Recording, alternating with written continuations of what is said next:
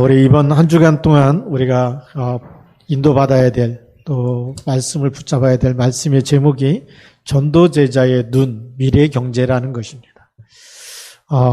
쉽게 말씀드리면 전도제자는 하나님이 복음 운동, 이 세계복음화를 이끄시는 이 속에 눈을 떠야 되고, 그러면 이 세계복음화는 하나님이 절대 목표이기 때문에, 그래서 미래 경제가 있다는, 그 속에 하나님이 숨겨놓은 경제, 복음화를 위해서 숨겨놓은 경제가 있다. 그게 미래 경제입니다.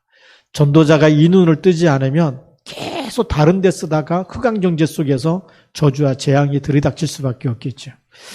그래서 내가 하나님을 섬기는 사람이 맞다. 그리고 정말 세계복음화를 위해서 하나님이 나를 불렀다고 한다면 우리는 교회에 헌신을 하는 것이 당연한 것이죠. 그런데 이 헌신을 하지 못한다면 우리는 가난한 것입니다. 영혼도 가난하고 경제도 가난한 것이죠. 헌금을 못한다라는 것은 그만큼 우리가 가난해져 있다라는 겁니다. 그렇죠? 가진 게 없다는 것은 이미 우리가 뭐죠? 영혼도 가난해져 있는 겁니다. 영혼이 가난해지면 육신도 가난해지겠죠. 지금 미국이나 일본이라는 이런 부자 나라라고, 강대국이라고 얘기하고, 정말 부자 나라라고 얘기하지만, 그러나 그 안에 살고 있는 사람 한 사람 한 사람 개인은 굉장히 가난합니다. 왜 그럴까요? 복음을 누리지 못하면 나라는 부강한데 개인은 가난한 겁니다. 제가 우리 캐나다 캠프 할 때에 캘거리라든지 우리 밴쿠버 가서 깜짝 놀란 게 뭐였냐면, 밴쿠버 가자마자 거기 어떤 집사님이 저를 데리고 밴쿠버 시내를 이렇게 구경시켜 주더라고요. 말하자면 소개를 시켜주는 거죠. 근데 한 지역을 지나는데 보니까 공원에 줄을 쫙 서 있어요. 길게 사람들이 쭉 서 있는데 그 집사님이 저한테 뭐라고 얘기했냐면, 저 사람들이 노숙자고 지금 배급을 받기 위해서 줄 서 있는 거래요. 또 캘거리에 갔습니다. 캘거리에 갔는데 거기 우리 잘 아는 아론 집사님이 있어요. 사라 집사님, 남편 되시는 아론 집사님이 또 저를 차에 태우고 이렇게 쭉 시내를 한 바퀴 이렇게 보여주는. 그런데 이렇게 공원 한 곳에, 이렇게 햇볕이 따뜻한 곳에 많은 노숙자들이 있는 것을 보게 됐어요. 그때 아론 집사님이 무슨 얘기하냐면, 캐나다는 세금이 많아가지고 돈 버는 거 거의 40% 가까이를 세금으로 낸다는 거예요. 그러니까 돈 버는 것보다 이렇게 나가는 게 많다 보니까 많은 사람들이 그냥 노숙자로 산다는 거예요. 노숙자로 살면 나라에서 먹여주고 뭐 이렇게 다 해주니까 오히려 세금 안 나고 그게 편하다는 거죠. 어떻게 보면 그 사람 한 사람들이 굉장히 가난해진 겁니다. 왜 그럴까요? 복음이 아니면 절대 못 빠져나오는 사단이 만들어 놓은 12가지 그 문제, 함정과 틀과 올무가 있기 때문에 그렇습니다. 그러니까 버는 것보다 세금 내는 게 아깝다고, 차라리 안 벌고 산다고, 노숙자로 살아간다. 그게 이미 뭔가의 흑암에 딱 잡힌 거 아니겠습니까? 우리 중직자들이, 복음 가진 우리들이 반드시 복음 경제, 미래 경제를 회복해야 될 이유를 빨리 찾아내야 되는 겁니다.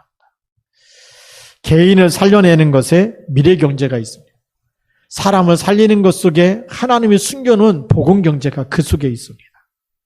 그래서 예수님께서도 오늘 마태복음 13장에 7가지 비유를 가지고 우리에게 말씀하고 계십니다. 첫 번째 비유가 바로 씨 뿌리는 비유였습니다. 그래서 우리가 마태복음 13장 1절부터 9절까지 읽은 이유가 거기 있는데요. 농부가 씨를 뿌릴 때 때로는 길가에 뿌려지기도 하고, 이 씨가 떨어지기도 하고, 그 다음에 돌밭에 떨어지기도 하고, 가시밭에 떨어지기도 하고, 옥토에 심겨지기도 합니다. 돌밭에 떨어진 것은 뭘 얘기합니까? 이게 흑암 경제라는 거예요. 지금 우리가 세상을 보면 지금도 공산주의하고 있는 나라가 있습니다. 대표적인 나라가 북한이죠. 정말 고난의 행군이라고 하는 그때에 굉장히 많은 사람들이 굶어 죽었으니 거의 200만 명 가까이 죽었다라고 얘기하는데요. 우리 소련이 70년 동안 공산주의 하다가 손들어 버렸습니다. 그죠? 지금도 선진 국가에서도 눈에 보이지 않게 이 마약으로 경제가 흘러가는 데가 있고요. 지금도 계속해서 전쟁 무기를 만들어내면서 흑암 경제 속에 가는 데가 있어요. 돈을 버는 것 같지만 흑암 경제이기 때문에 벌어놓고 망하는 겁니다. 벌어놓고 무너지는 거예요. 마약을 많이 팔면 부자 될 것 같지 않습니까? 근데 그 사람의 영혼은 이미 흑암이 장악하고 있기 때문에 그게 흑암 경제 속에서 흑암이 덮치게 될 수밖에 없어요. 그래서 예수님께서는 그걸 아시고 여기에는 열매를 제대로 맺을 수 없다라는 겁니다. 그렇죠?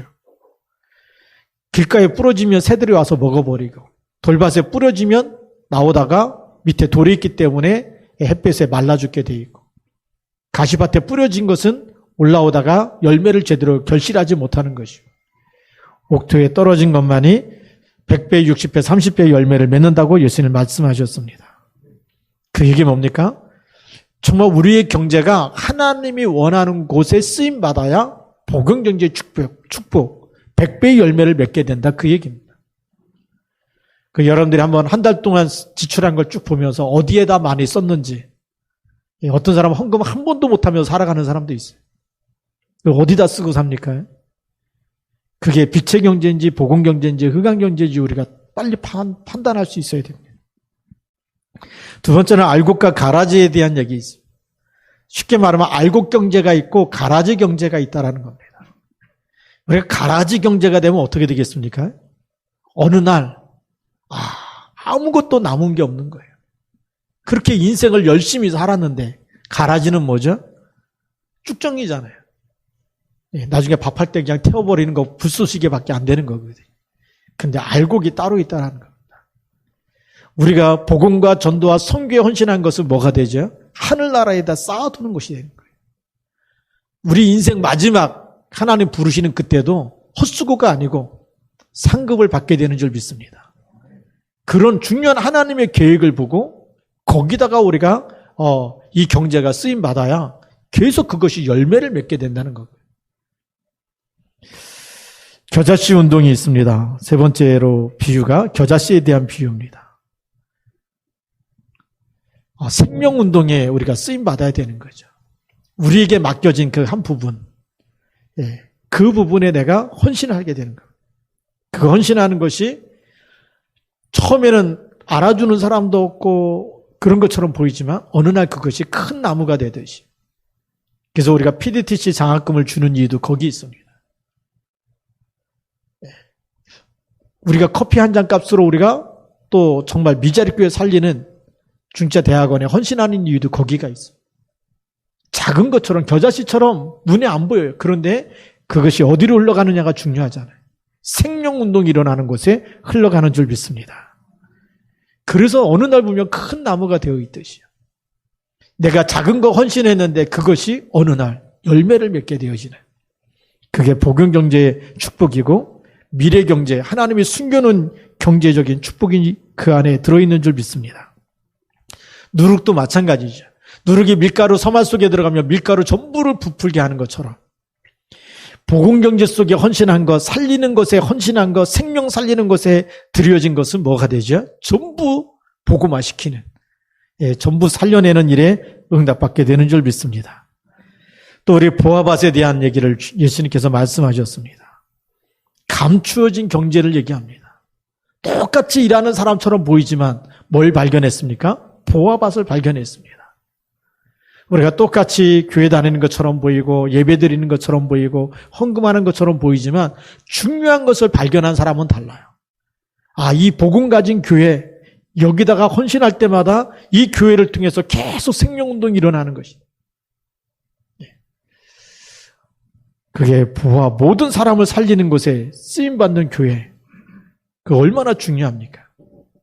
그것이 보아밭을 발견한 사람입니다. 그래서 보아밭을 발견한 사람은 아무도 알지 못하지만 정말 기쁜 마음으로 하나님이 원하시는 일에 올인하는 겁니다. 또 값진 진주를 발견한 장사와 같다라고 얘기하고 있죠. 값진 것을 발견했습니다.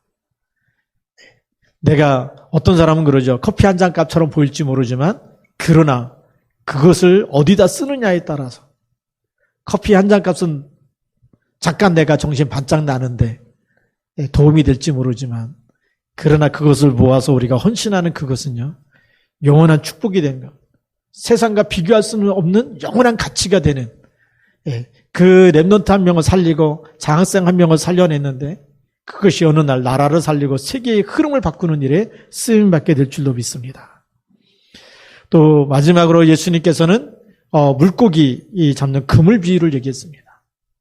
그물을 가지고 정말 이 물고기를 잡을 때 다 잡았다고 해서 다 그릇에 담는 게 아니고 잡는 물고기 종류가 따로 있어요. 예를 들어서 참치만 잡는 사람이 참치만 잡아야 되는데 다른 게 있다. 다 버리는 겁니다. 잡는 고기가 따로 있다라는 거죠. 우리가 진짜 복음을 깨달으면 내 삶에 드려지는 모든 것이 어디에 드려져야 되느냐? 하나님이 원하시는 것만 딱 붙잡는 겁니다. 아닌 건 다 버리는 거죠. 그런데 우리가 중요하지 않은 걸 늘 우선순위로 붙잡고 가면 늘 인생 헤매게 돼 있습니다. 경제도 하나님이 숨겨놓은 경제의 축복을 줄 수가 없는 거예요. 왜요? 진짜 걸 붙잡아야 되는데, 올바른 걸 붙잡아야 되는데 다른 거 붙잡고 있으면 무너지기 때문에 그렇습니다. 오늘의 본론입니다. 숨겨진 부분을 봐야 됩니다. 첫 번째로 절대 불가능 속에 하나님은 그것을 완전히 바꾸는 절대 가능의 이 눈을 우리가 열어야 됩니다. 지금 세상은 불가능 속에 있습니다. 우리가 잘 아는 로마법 가지고는 로마가 강대국이 됐다. 그 얘기는 무슨 얘기냐면 수많은 나라를 침략해서 뺏어왔다라는 겁니다. 그것 가지고 부를 누린다는 거거든요. 그게 진짜 강대국이겠습니까? 어느 날 로마가 무너지고 없는 겁니다. 살리는 것이 아니면요 무너질 수밖에 없어요. 유대인의 법이 뭐죠? 우리만 하나님의 백성이다. 선민 사상에 딱 묶여 있습니다. 그리고 예수 그리스도가 왔는데도 불구하고 복음을 받아들이지 않는 거예요. 오히려 예수 믿는 사람을 정말 핍박하고 복음을 방해하고 예수를 십자가에 못 박아 죽이고 사람을 살릴 수 없기 때문에 절대 불가능한 거죠. 다시 말하면 로마법과 유대인의 법 가지고는 세계복음을 할 수가 없는 겁니다. 여기다가는 하나님이 세계복음할 복음경제를 맡길 수가 없는 거죠. 그게 절대 불가능입니다. 그럼 이 속에서 하나님이 우리에게 주신 게 뭡니까? 그것이 사도행전 1장 1절, 3절, 8절입니다. 절대 불가능 속에 이거를 완전히 바꿔서 살려낼 수 있는 절대 가능의 답을 준 것입니다. 그렇죠? 우리가 그리스도를 붙잡았는데 그리스도는 뭡니까? 이 세상 모든 흑암을 붙잡고 있는 세상에 왕노릇하고 있는 사단의 머리를 깨뜨리신 만왕의 왕. 그리고 지금도 고통과 저주, 재앙 속에 있는 모든 것을 살리는 하나님의 나라. 하늘과 땅의 모든 것을 가지고 영원히 함께 계시면서 그 힘을 우리에게 공급해 주신 줄 믿습니다. 그렇기 때문에 두려워할 필요가 없는 거죠. 이 답을 가진 사람은 낙심할 필요도 없습니다. 알곡과 가라지 같은 것이 늘 있는 겁니다. 어디에 있느냐? 교회 안에도 있어요. 알곡이 있고 가라지가 있어요. 똑같이 보입니다. 그렇죠? 겉으로 볼 때는 알곡과 가라지 구별이 잘 안 돼요. 만져보니까 쭉정인 거예요. 만져보니까 알맹이가 없는 거지. 겉으로 볼 때는 다 똑같아요. 그러면 알곡은 누굽니까? 복음화된 사람이에요. 복음을 알고 있는 사람하고 복음화되어진 사람하고 무슨 차이가 있느냐? 복음을 알고 있는 사람 문제가 생기면 복음화가 안 되면 원망하고 불평하는 거예요. 늘 문제만 쳐다보는 거예요. 안 되는 거, 실수한 거, 잘못한 거 이것만 보이는 거예요. 그것만 지적하고 비판하는 거예요. 복음화된 사람은 그곳에 그리스도가 필요하고 내 기도가 필요하고 나의 헌신이 필요하고 하나님이 그래서 나를 보냈다고 하는 천명, 소명, 사명을 붙잡는 사람이 복음화된 사람이에요. 그래서 문제를 문제라고 얘기하지 않아요. 그것에 하나님 나를 써 주시옵소서. 그렇게 고백하는 사람이에요. 그게 알곡인 줄 믿습니다.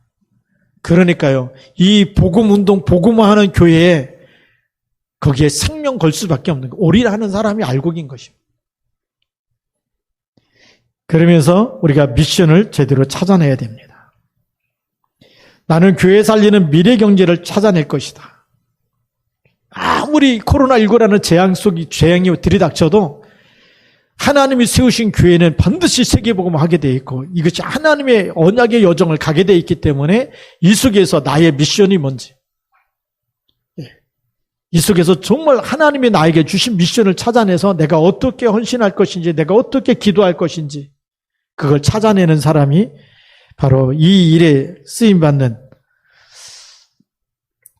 전도제자로 쓰임받는 중직자가 되어질 줄로 믿습니다. 두 번째입니다. 두 번째는 복음 문화를 빛의 문화로 바꾸라는 것입니다. 사도행전 1장 14절에 보면 120명의 성도들이 모여서 마가다락방에서 집중으로 기도한다. 오로지 기도에 힘쓰니라 그랬어요. 예수님의 부활을 목격한 사람이 성경에 보니까 500여 명 된다고 돼 있어요.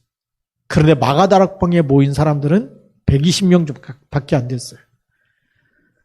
그 얘기는 무슨 얘기냐면 마가다락방에 가면 많은 불이익을 당한다는 겁니다. 예수를 십자가에 못 박아 죽였는데 예수를 믿지 말라고 해서 죽인 거잖아요. 그런데 예수 그 이름으로 모여서 기도한다. 이거는 굉장히 많은 불이익을 당하게 돼 있고 또 금종령이 내려지고 많은 피해를 볼 수밖에 없어요. 그 속에서 모여서 기도한다는 것은 그 흑암 문화를, 그 핍박과 순교와 많은 금종력이 내려지고 많은 불이익을 주는 그 흑암 문화를 완전히 빛의 문화로 바꾸는 생명 건 사람들의 모임입니다.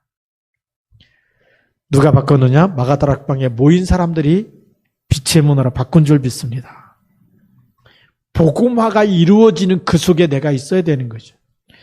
사도행전 2장 1절부터 13절도 마찬가지예요. 오순절 날이 이미 이름에 그래서 성령의 놀라운 역사들이 언제 일어나느냐? 138의 답을 가지고 모여서 집중으로 기도하는 그 시간에 한 명 때문에 많은 사람들이 살아나고 그들이 드리는 헌금이 세계를 살리는 헌금이 되어진 줄 믿습니다. 복음이 뭔지 알았어요. 그리스도가 누군지 알았어요. 정말 우리가 지금까지 기다렸던 메시아 그리스도가 바로 이 예수구나. 그래서 예수가 그리스도라는 걸 알았습니다. 그래서 그 이름으로 기도하기 시작할 때에 복음을 붙잡고 기도하는 사람에게 하나님의 성령으로 역사하시고 거기에 복음 가진 사업인들이 15개 나라의 사람들이 완전히 이 일에 헌신하면서 헌금할 때 현장을 살려내는 3천 제자가 일어나고 그래서 이 복음 운동이 마게도냐로 로마로 흘러가는 줄 믿습니다. 여기에 헌신한 사람들입니다. 제대로 깨닫고 헌신하면 복음을 깨닫고 복음화가 되어지고 이 복음화 흐름 속에 거기에 내가 헌신할 때마다 빛의 경제가 회복되어진 줄 믿습니다. 사도행전 7장 1절부터 60절에도 보면 스데반이 복음 전하다가 순교당하는 일이 일어납니다. 어떤 때는 뭐에 생명을 겁니까? 복음 운동에 완전히 복음에 생명을 걸어버립니다. 또 사도행전 8장 4절에서 8절에 보니까 빌립 집사라고 하는 중직자 한 사람이 사마리아 문화를 완전히 뒤집어 버렸습니다. 사마리아 흑암 문화가 바뀌어지고 사마리아에 있는 모든 우상 문화가 다 무너지고 그리스도를 전할 때 일심으로 들으면서 그들에게 와 있는 모든 저주와 재앙이 떠나가게 되는 이런 응답을 보게 된 줄 믿습니다. 또 사도행전 8장 4절에서 8절에도 보니까요. 여기에 우리가 빌립 집사가 이렇게 복음 전했지만 그 복음 전했던 그 일들을 통해서 이제는 이디오피아까지 이 복음화되어지는 중요한 사람을 만나게 하시고 그 한 사람 만나는데 그 한 사람을 통해서 아프리카죠. 이디오피아에 복음이 들어가게 된 거예요. 또 사도행전 11장 19절부터 30절에도 보면 스데반의 환난으로 인하여 흩어진 사람들입니다. 그러면 환난 때문에 스데반이 죽고 그리고 또 예수 믿는 사람 잡는다는 잡아 죽이려고 하는 그런 수많은 그 흑암 문화가 완전히 그 세상을 덮고 있었는데 그 흩어진 사람들이 뭐 했습니까? 복음에 올인한 겁니다. 완전히 그럼 좌절하거나 낙심해야 될 텐데 그게 아니고요. 안디옥에까지 와서 헬라인에게까지 이 유대인을 넘어서서 유대인들이 말하고 있는 짐승 같은 사람 취급을 안 하는 그 헬라인, 이방인 사람들에게 복음을 전했다. 하나님이 가장 기뻐하는 곳에 헌신하니까요. 그 당시에 글라우디오 때에게 기근이 들었는데도 불구하고 하나님께서는 안디옥 교회를 축복하시고 거기 있는 산업인들을 축복하셔가지고 그 헌금 가지고 기근이 들어서 고통당하고 있는 이제 말하자면 미자리 교회화된 처음 시작했던 예루살렘 교회에 거기에 헌금을 보내서 살려내게 되는 겁니다. 기근이 들면 다 어려운 거 아닙니까? 그런데 복음화 속에 있으니까요. 복음 운동 속에 있으니까 하나님이 선교 경제를 따로 주시는 겁니다. 이게 미래 경제입니다. 전도자가 이 눈을 빨리 떠야 된다는 겁니다. 오늘 우리들이 이 눈을 뜨면 하나님이 따로 예비한 세계복음화 이루시기 때문에 따로 예비한 복음이 반드시 있는 줄 믿습니다. 이 복음 경제가 따로 있어요. 그래서 세 번째는 흑암 경제, 빛의 경제입니다. 하나님께서 하늘문이 열리는 빛의 경제 축복을 준비하셨다가 이 복음화 속에서 헌신하는 사람이 나오면 거기다가 하나님이 모든 예비한 축복을 숨겨진 복음화의 축복 경제를 부으시는 줄 믿습니다. 마태복음 28장 16절부터 20절을 보면 그러므로 너희는 가서 모든 족속으로 제자를 삼아 그랬습니다. 모든 족속으로 제자 삼으려니까 뭐가 따라와야 되죠? 경제가 따라와야 되는 거예요. 그러면 예수는 이 말씀 하시고 책임을 안 지시겠다. 그럼 그 말씀 아예 하지 마셔야 되잖아요. 그렇죠? 그러므로 너희는 가서 모든 족속으로 제자를 삼아라고 얘기할 때는 세계복음화 경제를 하나님이 숨겨놓고 가라는 겁니다. 그런 그 일에 함께 쓰임받을 복음 가진 산업인들을 붙일 거기 때문에 가라는 거예요. 이 복음화의 흐름 속에 헌신하면 세계복음화 경제의 축복을 주실 거라는 겁니다. 그래서 모든 민족으로 가라고 얘기한 거예요. 하늘과 땅의 모든 것을 가지고 세상 끝날까지 함께 있겠다고 약속하신 겁니다. 근데 우리는 이런 복음화가 우선이 아니고 늘 먹고 사는 내가 우선, 창세기 3장, 6장, 11장이 늘 우선순위 되다 보니까 그렇게 열심히 했는데 흑암 경제가 덮치는 거예요. 어느 날 사기꾼 만나고 어느 날 했는데 망해버리고 이런 게 자꾸 반복되는 이유가 어디 있느냐? 하나님 말씀대로 안 해서 그래요. 하나님 말씀에 눈이 열려야 되거든요. 하나님이 원하시는 흐름의 방향이 있어요. 아무리 재앙이 들이닥치고 또 뭐 이 전염병이 들이닥치고 전쟁이 일어나고 기근이 일어나고 지진이 일어나도 세계 복음화의 방향은 하나님의 절대 계획인 줄 믿습니다.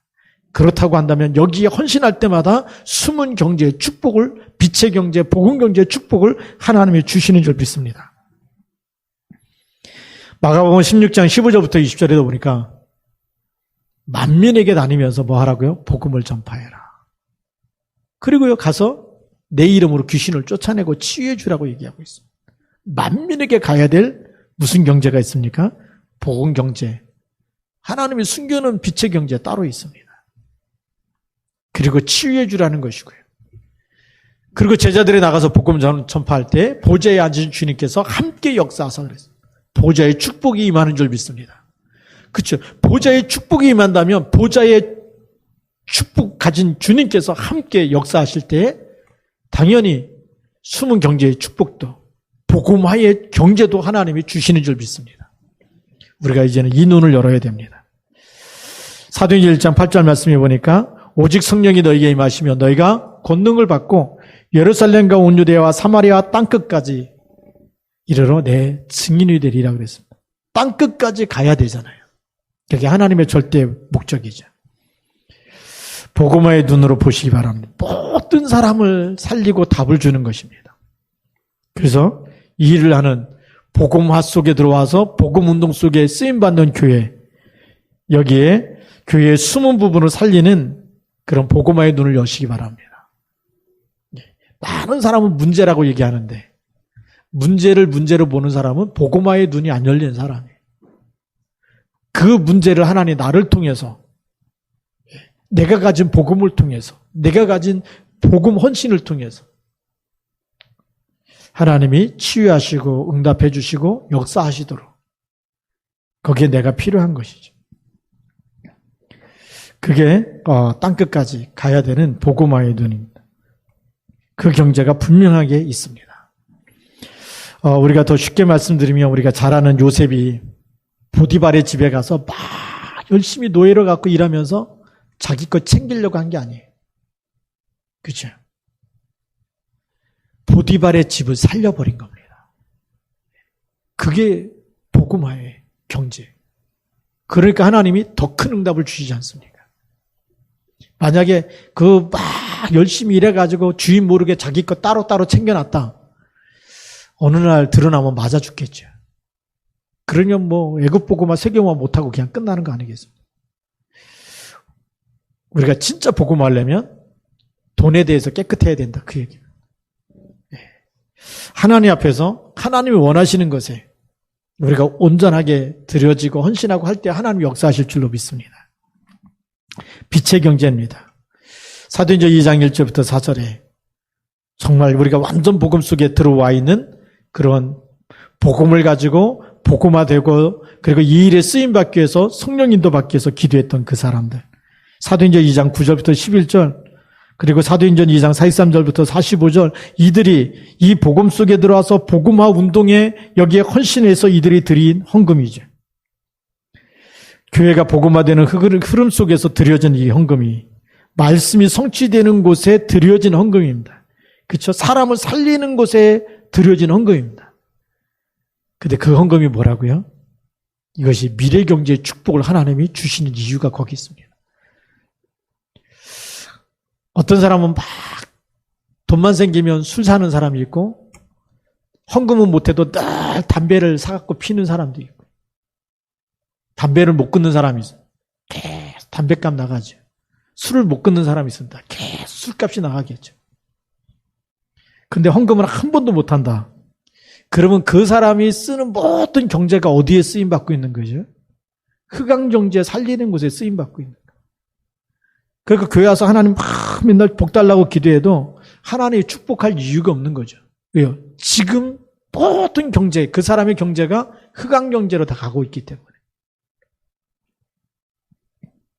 근데 우리가 말씀이 성취되는 곳에 복음화의 흐름 속에 있는 교회를 위해서 사람 살리는 곳에 우리가 드려진다. 그럼 하나님은 계속 어떻게 하겠습니까? 계속 빛의 경제로 그리고 복음 경제로 전도 선교 랩노트 살리는 경제를 하나님이 숨겨놓고 계속 응답해 줄 수밖에 없는 거죠. 그게 빛의 경제입니다. 내가 지금 작은 것 하나가 어디에 쓰여지고 있느냐. 이게 굉장히 중요한 거. 그렇게 되면 세계 경제가 회복되어질 줄로 믿습니다. 사도행전 11장 19절에 있는 사람들이 오늘 28절 30절에 보니까 글라우디오 때에 예루살렘 교회에 부조를 보냈다. 성경금을 보내서 교회를 살려버리는 일이 시작됩니다. 우리가 커피 한 잔으로 우리가 춘자 대학원에 우리가 그 계좌로 헌금하고 하는 일들이요. 미자리 교회를 살려버리는 일에 쓰임받는 겁니다. 교회를 살려야 뭐가 됩니까? 복음화 운동이 일어나는 거죠. 여기에 내 작은 경제가 들여질 때 그게요. 미래 경제고 그게 복음 경제, 빛의 경제가 되는 겁니다. 사도행전 13장 1절부터 4절에 이제 뭐죠? 하나님이 가장 원하시는 성령이 이르시되 내가 불러 시키는 일을 위하여 바나바와 바울을 따로 세워라. 전도 선교하는 전도자를 돕는 곳에 거기에 선교헌금이 들어가는 거예요. 우리가 지금 선교헌금을 하고 있습니다. 우리 지난번에도 우리 김철원 선교사님 오셨을 때 오실 때마다 교회 방문할 때마다 우리 선교헌금 모았던 것 가지고 계속 100만 원씩 지불하고 있어요. 1년에 한 번 오셔도 100만 원, 두 번 오셔도 100만 원. 계속. 왜죠? 그것 가지고 캐나다 살릴 수 있도록. 조그마한 힘이라도 돼서. 네. 그래서 우리가 헌금 모으고 있는 겁니다.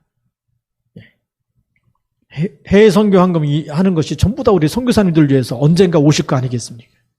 언젠가 또 우리 세계 선교대회가 있고 또 비대면이 끝나면 코로나19가 끝나면 같이 모여서 또 훈련 받을 수 있는 기회가 되면 그 훈련비를 도와야 되고 그렇죠? 선교사님들 오게 되면 뭐죠? 항공료 타고 와야 되죠. 비행기 타고 와야 돼. 그러니까 많은 재정이 들어갈 수밖에 없는 거죠.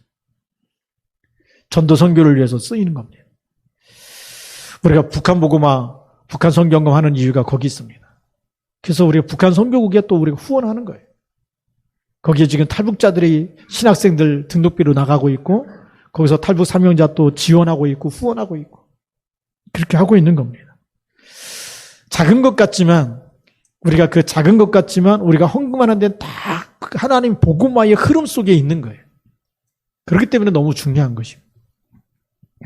사도행전 19장 21절에 보니까, 로마도 보아야 하리라.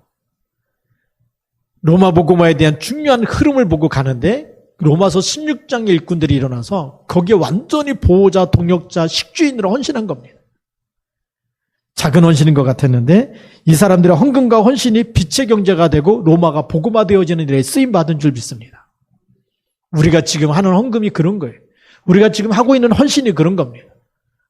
우리가 아침 저녁으로 모여서 계속 비대면 속에서 같이 기도하고 같이 우리가 기도 제목 나누고 기도하는 일들이 작은 것 같지만 그 기도 속에 하나님께서는 하늘문을 여시고 응답하실 겁니다.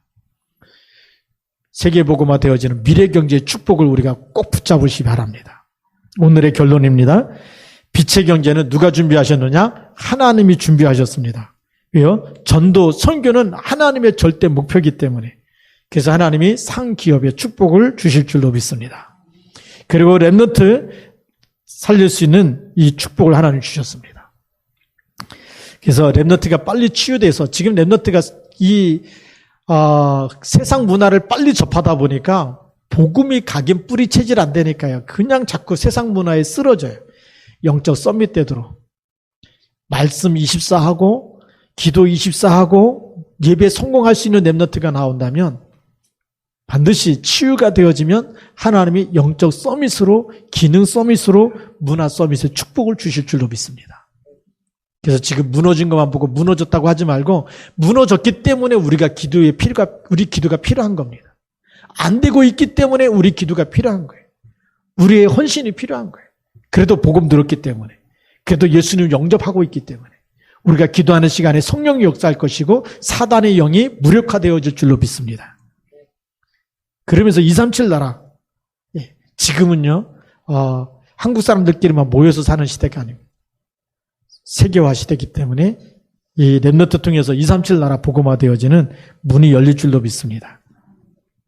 또 인재 산업입니다. 우리 인재 산업을 뭐라고 얘기했냐면 홀리 시드라 그러죠. 홀리란 말은 거룩하다란 말이고 시드란 말은 씨앗이라는 얘기예요. 거룩한 씨가 뭐죠? 복음 가지고 있는 그 한 사람. 복음 가지고 있는 그 한 사람이 정말 어느 날 하나님이 예비하신 축복 속에 성공해버리면 요셉처럼 전 세계에 영향을 주게 되고요. 모세 한 사람이 세워져 버리니까 이스라엘 전체를 살리게 되는 이런 일들이 일어나죠. 그게 홀리 시드. 우리 렘넌트가 이런 응답을 받을 수 있도록.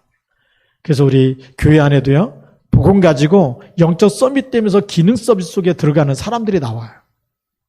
우리가 인재를 찾아서 키워야 됩니다. 그리고 정말 이 복음화 할 수 있도록 우리가 도와야 되는 겁니다. 이렇게 되어질 때 중요한 언약을 가지고 인재 찾는 일에 또 인재를 키우고 렘넌트 키우는 일에 또 렘넌트를 치유하는 일에 같이 우리가 응답받아서 우리 앞으로 2021년도에 시화중학교에 있는 모든 렘넌트들이 전부 예배가 회복할 수 있도록 영적 서밋이 될 수 있도록 모든 산업인들이 다른 것이 아니라 복음화 흐름 속에 제대로 헌신해서 빛의 경제, 미래 경제가 회복되어지는 이런 축복이 있기를 주님의 이름으로 축복합니다. 기도하겠습니다. 하나님 아버지 감사합니다. 우리 하나님께서 지금도 일하고 계시는 세계복음화의 흐름 속에 저희들이 눈이 열려서 우리의 작은 헌신이, 우리의 작은 경제가 어디에 정말 쓰여져야 되는지 제대로 발견하고 깨닫고, 그리고 정말 하나님이 원하시는 이 렘넌트, 하나님이 원하시는 인재, 하나님이 원하시는 전도 선교, 하나님이 원하시는 곳에 저희들이 경제가 쓰여질 때마다 빛의 경제, 복음 경제, 미래 경제가 회복되게 하여 주시옵소서. 주 예수 그리스도의 이름으로 감사하며 기도드립니다. 아멘.